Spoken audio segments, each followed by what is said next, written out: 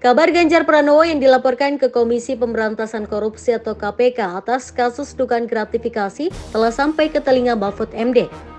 Sebagai calon wakil presiden nomor urut 3 yang berpasangan dengan Ganjar Pranowo, Mahfud MD perlu menanggapi soal dugaan gratifikasi tersebut. Mantan Menko Polhukam itu membeberkan kondisi Ganjar setelah berkomunikasi terkait kasus yang dilaporkan ke KPK.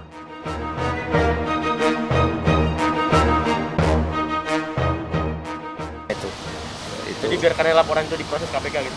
Ya terserah KPK aja. Ya, saya tidak terlalu tertarik mengikuti itu karena situasi politiknya sedang ada di depan kita sehingga macam-macam nanti tafsirnya. Saya tidak tahu, tapi sejauh ini komunikasi dengan saya dengan Ganjar enggak, katanya enggak ada itu, gitu aja. Prof, Sirekap tidak lagi menampilkan diagram suara, gimana Prof tanggapannya Prof? Ya itulah salah satu masalah di KPU. Menurut saya orang-orang KPU itu tidak ada yang bisa mengendalikan IT-nya di sana. Tidak ada yang bisa mengendalikan karena mereka tidak paham. Sehingga orang lain yang tahu bahwa itu udah berpindah lebih dari 10 kali. Tempat penyimpanan datanya dan sebagainya itu, servernya, itu kan sudah ada tanggal sekian berpindah, tanggal sekian ditutup, tanggal sekian ini data masuk, lalu dikeluarkan lagi, masuk lagi. Menurut saya KPU tuh bukan sengaja, dia tidak tahu, tidak menguasai teknologi mereka. Ya sama dengan saya lah. Oleh sebab itu, saya usulkan audit digital forensik. Audit digital forensik untuk menilai ya IT dan Sirekap terutama KPU itu. Karena sudah ada fakta-fakta digital bahwa itu berpindah sekian kali gitu. Dan itu siap dipresentasikan. Nah, mereka mengatakan, oh ini sudah diaudit, siapa yang mau audit mereka? Kalau mengaudit kok masih terjadi seperti itu, kalau memang sudah diaudit. Makanya perlu audit independen. KPU harus berani untuk membuka dirinya kalau mereka jujur, ya diaudit saja. Dan akui, saya memang tidak menguasai, saya tidak bisa mengendalikan karena saya bukan ahli IT, kan gitu aja. Dia tidak punya ahli IT yang mengendalikan sendiri. Nah kalau berani diaudit saja, tidak ada hubungannya ini dengan hasil pemilu nanti, audit ini. Ini hanya dengan kinerja KPU. Jangan takut juga partai-partai tidak setuju audit gitu misalnya. Tidak akan berubah pada hasil yang nanti ditetapkan berdasar hitungan manual. Tapi audit ini penting agar kedepannya orang tidak ugal-ugalan seperti KPU sekarang.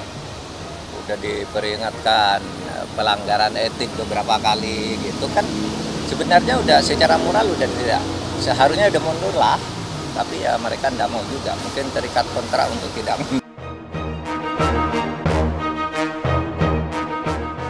Kasus tersebut dilaporkan oleh Indonesia Police Watch atau IPW ke KPK.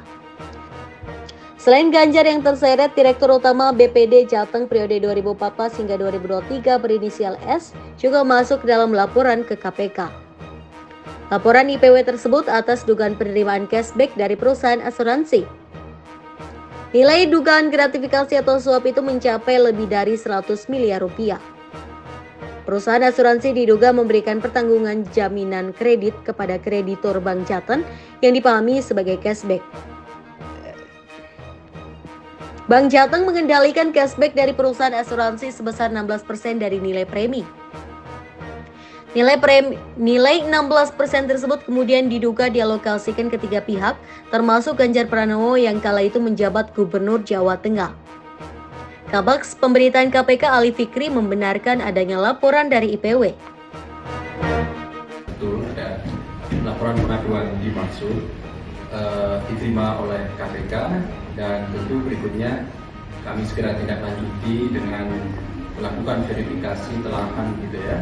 Tentu koordinasi lanjutan dengan pelapor juga pasti akan dilakukan.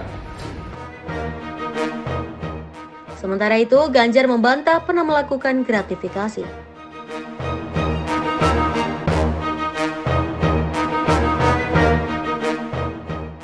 Ya sebetulnya sih boleh saja orang curiga bahwa ini ada politisasi dalam ya kasus Ganjar ya yang dilaporkan ke KPK. Ya. Dan saya kasih kecurigaan situ tentu bisa dipahami, bisa dimengerti. Tapi saya kan belum tahu persis detailnya seperti apa. Dan sementara Pak Ganjar sudah bicara dengan tegas bahwa dia menolak semua tuduhan itu, saya kasih itu sudah cukup sebagai jawaban gitu.